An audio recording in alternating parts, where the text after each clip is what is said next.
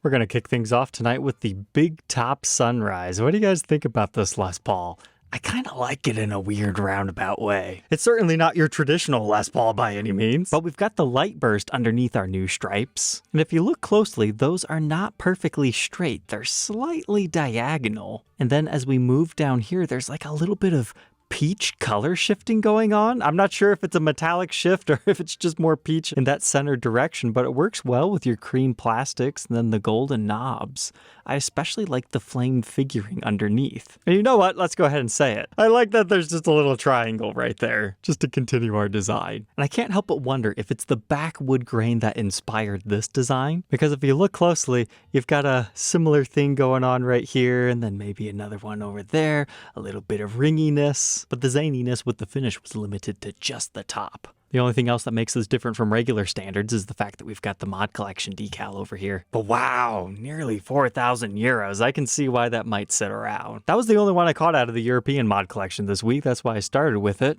And it was the only one that was posted on Gibson Germany's Instagram. So perhaps they're slowing down over there. And speaking of slowing down, the Gibson demo shop, second week in a row. No new updates, just the regular old stuff. Last week we talked about how the prices went up, and there were a lot of heated comments on that video. I'm not really sure if any of that had anything to do with tariffs. I think it might be they needed to take a pause. And what better way to do that than to raise all the prices on everything? They might be repurposing those employees into something else temporarily. Maybe they're just waiting for that next batch, or there's a bunch of maternity leaves or something. Just for reference, the last guitar they sold was this Ebony VOS Custom for $4,000, and that was nearly 3 weeks ago. We'll check on them again next week. The mod collection is still alive with a couple of interesting ones. The Hot Punk 3300.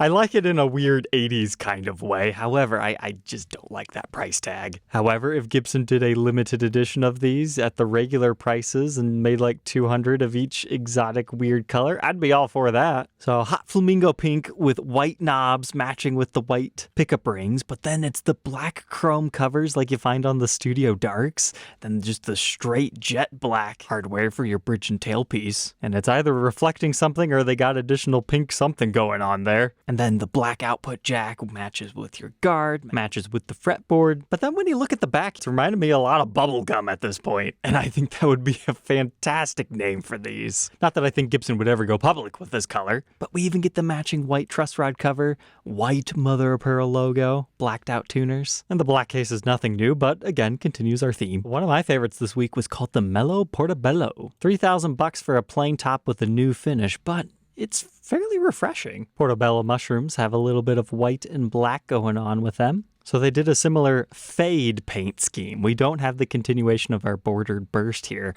which kind of works for a mushroom style. Like you kind of need to flip it upside down and then you can see what they're going for. And as far as plain tops go, yeah, that one delivers on that promise. You've got very straight, orderly wood grain, although we do have a little bit of mineral streakages right there. I would nearly feel bad to condition our fretboard, because even it continues our theme with a dark streak and the rest is light. Although the back is just completely black and appears to be a satin finish. And if I remember correctly, plain top standards are what, like 24-ish brand new? So it's approximately a $600 premium or so for the mushroom fan. But next we'll take you to the Satin Abyss for $23. It's a studio session, so we don't have the body binding, but we do have a new dark greenish hue with the rather uncommon uncovered neck pickup, covered bridge. There we go again with the old 2014 styled notched knobs. I know they still make them, but that's the only time that I'm aware of that Gibson put them on stock, if for anything. It appears to be a satin finish, complete open pore satin even on the back. But you gotta remember, studio session, that means ebony fretboard with the regular colored binding on the neck, and you'll get the full-on Gibson mother of pearl logo. It's just the binding on the top you're really missing, as well as the full body thickness.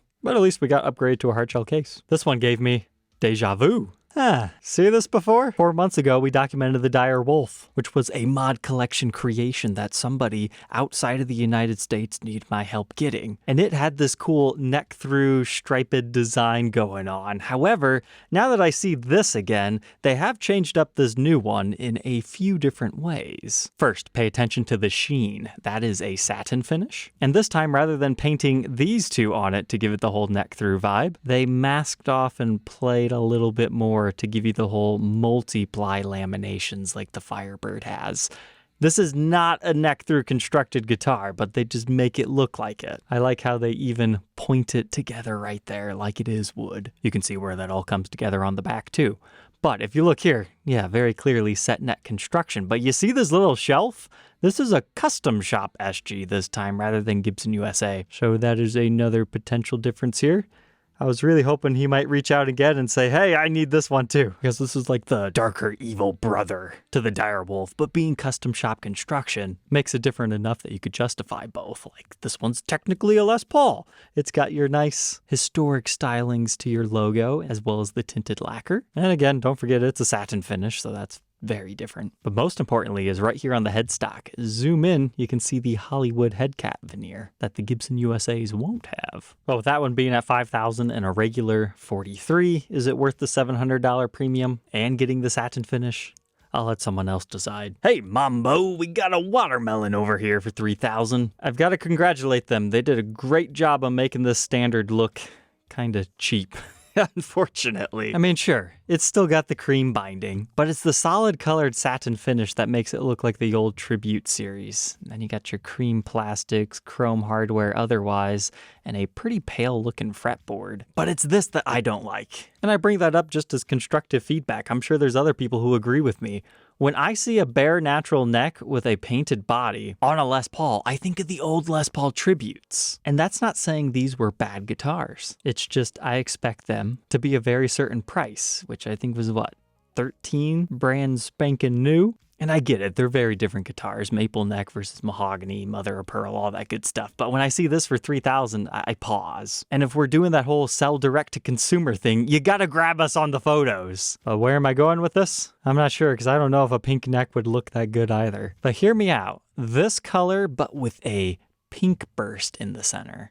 And then match that to the neck. Then, yeah, that'd be good. You know, something similar to the Night Violet Les Paul Studio from the 80s. They kind of have that flat look to their burst paint job. The next was titled The Candied Pomegranate. And at first glance, it just looks like your regular old SG. You can see through to the wood grain. But they decided to mess with our plastics and pickups. Is that all? No, you just gotta look closer. It's a translucent sparkle finish, which you don't see too often within Gibson territory, so you get a little bit of the wood grain and some of the sparkliness. And being likened to a pomegranate, I like it. It works. I'd review it, but I'm not sure I would purchase it. Our next one's rather refreshing, Raspberry Ice. It reminds me of something Epiphone might take a chance by doing. The mod collection has toyed around with this from time to time. It's really more of a, I don't know if I want to say reverse burst, but when you're trying to give something a bordered edge, you don't always choose white, but it gives you a certain angelic vibe to it at the same time.